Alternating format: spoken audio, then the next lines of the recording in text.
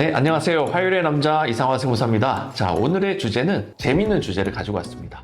과거에는 있었지만 현재에는 바뀌었거나 아니면 새로운 규정이 들어왔거나 한 3가지 정도를 좀 압축해 봤습니다. 과거에는 가능했지만 이제는 안 되는 것들에 대한 영상을 좀 만들어 봤고요. 세법은 매년 개정되면서 새롭게 생겨나거나 그 적용 기한이 연장되는 규정들도 있지만 세법 개정으로 삭제되거나 적용 기한이 연장되지 않아 일몰되어 없어지는 규정들이 있습니다. 그래서 오늘은 법인과 대표님들 관련한 규정들 중에서 과거에는 가능했는데 현재에는 삭제되어서 활용할 수 없거나 아니면 내용이 변경되어서 활용도가 다소 떨어진 주요 세법 규정들에 대해서 소개해드리고 그 부분들에 대해서 어떻게 만지면 좋은 컨설팅이 될 수 있는지 이 부분들에 대해서도 얘기를 해보는 시간이 되도록 하겠습니다. 자, 첫 번째 내용은 가장 최근에 있었던 내용들에 해당을 하는데요. 2023년도 7월 달에 개정이 되었고요. 최근 영상에서 또 다뤘던 주제에 해당을 합니다.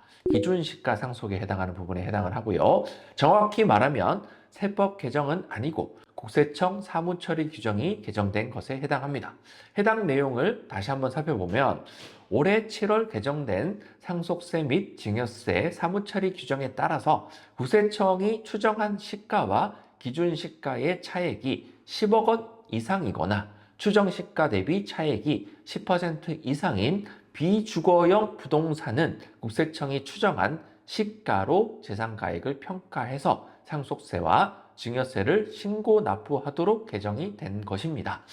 비거주용 부동산은 객관적인 거래가액이 형성되어 있지 않기 때문에 기준시가로 증여세나 상속세를 계산하여 신고 납부를 하던 과거의 방식에 제동이 걸린 셈이 되고요. 기준시가 10억 원 이상의 토지나 상가 건물 등 고가의 비주거용 부동산을 보유하고 있으시다면 지금까지 계획하고 계셨던 재산 이전을 위한 플랜에 대폭적인 수정이 필요한 상황이다. 이렇게 말씀드리는 부분에 해당을 합니다.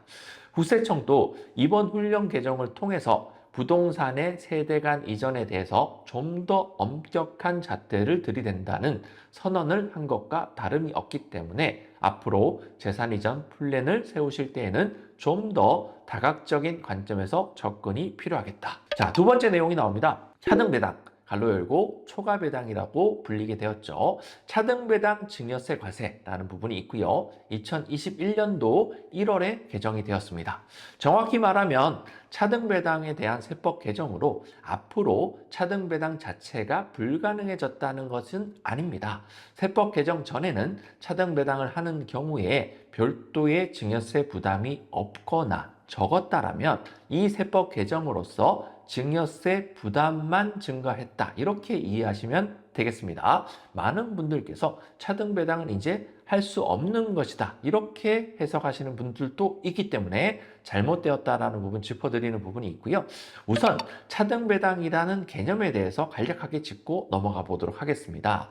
차등배당 또는 초과배당이라고도 말하는데 법인의 주주들이 지분대로 균등하게 배정받지 않고요. 주주 간의 배당금이나 배당률을 다르게 한 배당을 의미하게 되겠습니다. 상속증여세법에서는 이러한 초과배당을 이용해서 특수관계인 간에 부가 이전되는 상황을 실질 증여 행위로 보아서 증여세를 과세하겠다라는 규정을 만들어 놓았습니다. 그 규정이 상증세법 제42조의 2 초과배당에 따른 이익의 증여라고 부르게 되고요. 개정 전 규정에 따르면 초과배당에 따른 증여세 과세 방식은 초과배당을 받은 주주가 납부한 소득세와 초과배당에 따른 증여세와 비교를 해서 큰 금액에 대해서 과세하겠다 이렇게 되어 있었기 때문에 소득세를 크게 세팅하게 되면 증여세가 발생하지 않게 되는 유리한 이점을 가지게 되었죠. 그런데 2020년도의 세법 개정을 통해서 2021년 1월부터는 차등배당에 대한 증여세를 과세를 강화하겠다라는 취지로 개정이 되었는데요.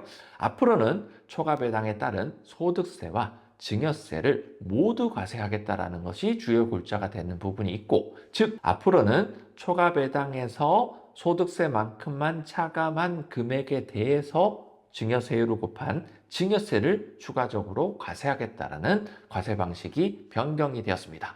예를 들어서 초과 배당액이 2천만 원이고요. 이에 대한 소득세가 400만 원, 세율은 20%로 그냥 가정을 했습니다. 소득세가 400만 원이고 초과 배당액에 대한 증여세가 200만 원, 세율은 10%로 증여세를 가정을 했고요. 이렇게 된다라고 가정을 해봤을 때 세법 개정 전에는 400만 원이 200만 원보다 크기 때문에 별도의 증여세는 발생하지 않고 400만 원의 소득세만 내면 과세가 종결되었는데요.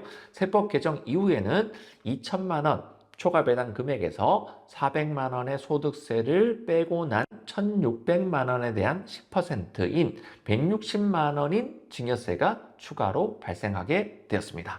이 세법 개정으로 인해서 차등 배당에 대한 활용도가 과거보다 비해서 떨어진 것은 사실이지만 다음 세대로의 차등 배당 전략은 다른 플랜들과 더불어서 잘만 계획하시면은 여전히 파워풀한 플랜 중에 하나로 활용할 수 있기 때문에 무조건 안 된다고 인식하는 부분은 여러분들한테 손해, 이렇게 보시면 되겠습니다. 세 번째 내용으로는 비상장 주식 평가 시에 한도가 설정이 된다. 2017년 2월 달에 개정된 내용에 해당을 하고요. 2017년 2월 상속증여세법의 비상장 주식 평가 방식에 큰 변화가 있었습니다. 상속증여세법상 비상장 주식의 평가는 순자산 가치와 순손익 가치의 2대 3의 비율로 가중평균하는 방식을 취하고 있고요. 이 방식은 과거나 지금이나 변함이 없습니다. 여기서 순자산의 가치는 회사의 순자산 가액 (가로 열고) 자산 마이너스 부채라고 이해하시면 되고요. 순손익 가치는 회사의 3개년도치의 당기순이익의 평균액 정도라고 이해하시면 되겠습니다. 2017년도에 개정 세법에 새로운 내용이 들어오게 되는데요. 바로 비상장 주식 평가 가액의 하한을 설정한다라는 내용이 그것입니다. 세법 개정 전에는 비상장 주식 평가액에 하한선이 없었기 때문에 회사의 순손익 가치를 떨어뜨리는 데 있어서 덩달아 비상장 주식의 평가액도 같이 떨어지게 구조화되어 있었는데, 만약에 주식 이전을 계획 중인 회사에서 의도적으로 3개년도의 당기순이익을 매우 낮은 수준 또는 결손인 상황으로 만들어낼 수 있다면 회사의 주식 가치 또한 무한대로 떨어질 수 있는 부분으로 만들 수 있었다는 게 과거의 방식입니다. 하지만 2017년도의 세법 개정을 통해서 주식가치 평가액의 하한선, 리미트를 걸어놨다는 부분인 거예요. 순손익 가치가 아무리 낮아져도 회사의 주식가치 평가액은 일정 금액 밑으로는 떨어지지 않게 설정이 되게 되는 부분인 거고요. 그 하한선은 회사의 순자산 가치의 80%, 세법이 개정되었을 당시에는 한시적으로 순자산 가치의 70%까지가 하한선이었다. 여기서 집중해봐야 되는 부분은 하한선의 기준이 순자산 가치라는 부분이라는 점입니다. 즉, 세법 개정 이후에 비상장 주식의 키워드는 순손익 가치가 아니라 순자산 가치로 넘어왔다라는 부분으로 시사점이 있고요. 앞으로 주식 이전에 대한 플랜을 세우실 때는 순손익 가치와 순자산 가치의 최적 조합을 찾는 것이 매우 중요한 과제가 된 만큼 좀 더 종합적인 관점에서 전문가적 접근이 필요하다, 이렇게 말씀드리는 부분이 있고요. 지금까지 세 가지 부분을 다뤄봤는데요. 지금까지 다루었던 개정 내용들의 공통점은 모두 과세 형평을 도모하기 위한 개정이었다라는 점이 있고요.